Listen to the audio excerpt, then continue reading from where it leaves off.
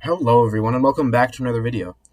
Today I'm going to be talking a little bit about Israel and why I view them as the only Western state in the Middle East and why they at least deserve our moral support. So, to begin with, I'm just going to talk a little bit about the people who don't view Israel as a moral state. And I mean, for the people who sparked me to create this video, it's more of the groypers, the alt-right, the right-wing attack on Israel. That's more of what sparked me to create this video, but there's also the left who attacks them for the settlement of Palestine, which I personally don't see as much of an issue because Israel is at war with Palestine, and inside of Israel, the Palestinians are given citizenship and recognized as equal people.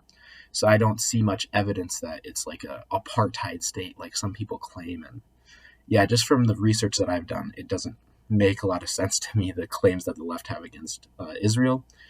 So, and the claims that the right have against it is just that we like support Israel above all else, and that Israel's not good guys and all. I don't get half the stuff, but it's very much from like this fairly anti-Jewish rhetoric on their side, like this anti like Talmud and all that shit that they preach. And yeah, so I'm just going to give a little summary of why I view Israel as the good guys in the region that should be considered our allies. So to begin with, Israel is the most Western state in the Middle East. It's an undeniable fact. They're the only somewhat Western state in the Middle East because they recognize to an extent individual rights. There's an extent to which they're somewhat un-Western, somewhat anti-individual through their like universal healthcare and shit like that.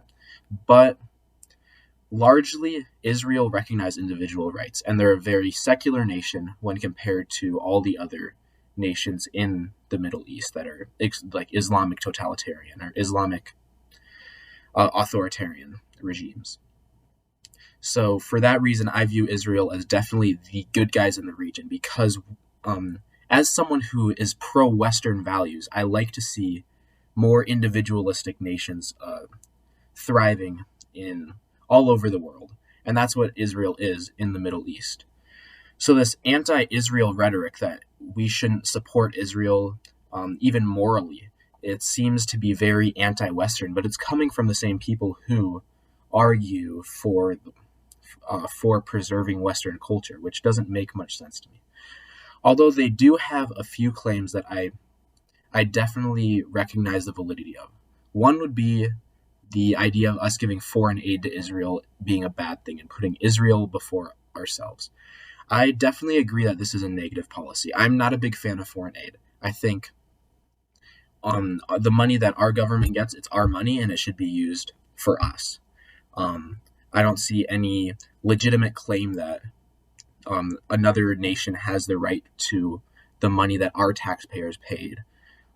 So I definitely side with that argument that there should not be foreign aid to Israel. And I also definitely side with the argument that we shouldn't serve Israel's interest, even though I'm not necessarily sure.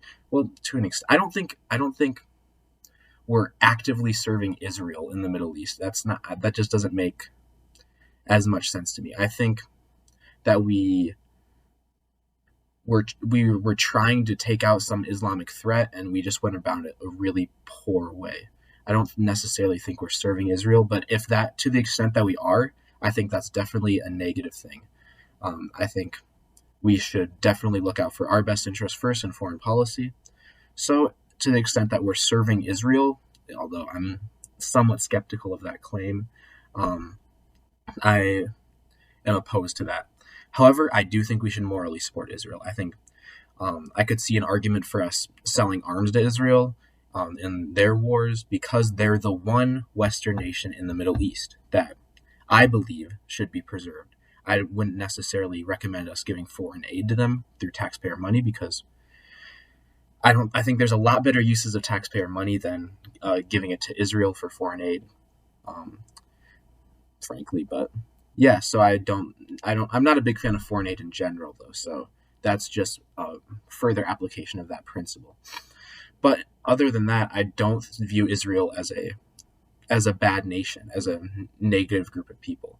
And I think all the anti-Jewish rhetoric that comes with it is very. I'm not a big fan of it. I think it's straight up wrong most of the time. Um, there's a lot of conspiracy theories peddled with it. Not necessarily conspiracies in the events that happened, but conspiracies around like the organization of it and like all that shit. I don't necessarily think some of these things that people discuss are organized by the Jews or this top-down globalist group or organized by Israel. I think there's bad actors, of course, because I mean it's in the Middle East. There's obviously a lot of fucking bad actors in the Middle East. Um, so I do think that to an extent there can be some things that may seem to come from Israel, but it may just be a few rogue Israelis because Israel is very much our ally in that region. It's doesn't make much sense to me to say that they are actively working against us. They're the only Western nation in the Middle East, so we should morally support them. And I guess just as a little tangent for the end of this video, I'll just talk a little bit about just anti-Semitism in general and where I view the source of it, since I feel like that's a fairly relevant topic for this video. Basically, my view is that the root of anti-Semitism comes from a hatred of bankers, because bankers are the people that think of their own self-interest and use their mind to create money for themselves. They're very selfish individuals, and throughout our history, we've very much been opposed to selfishness.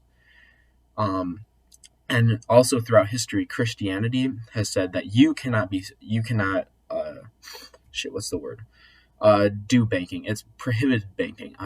There's a word for usury. There were Christian laws during the Dark Ages against usury.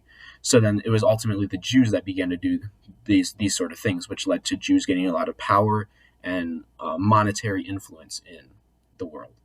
So this led to people hating them because people were afraid to despise selfishness, and that led to them despising Jews, and it led to a lot of the anti-Semitism that we've seen historically throughout the West.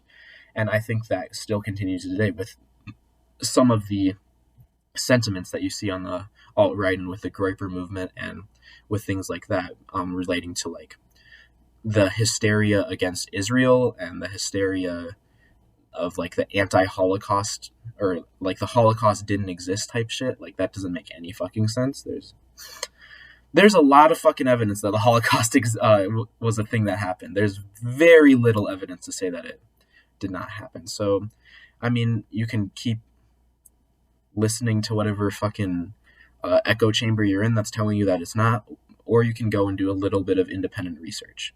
It's not, the media is not fucking run by Jews. Get your head out of your fucking ass and look out in the real world.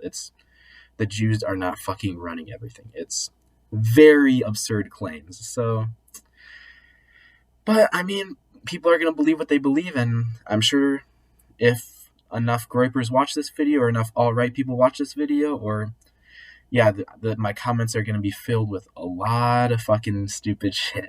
I mean, just look at my last video. But yeah, I think that's all I have to say for today. Thank you guys for watching, and I hope to see you in the next video. Peace.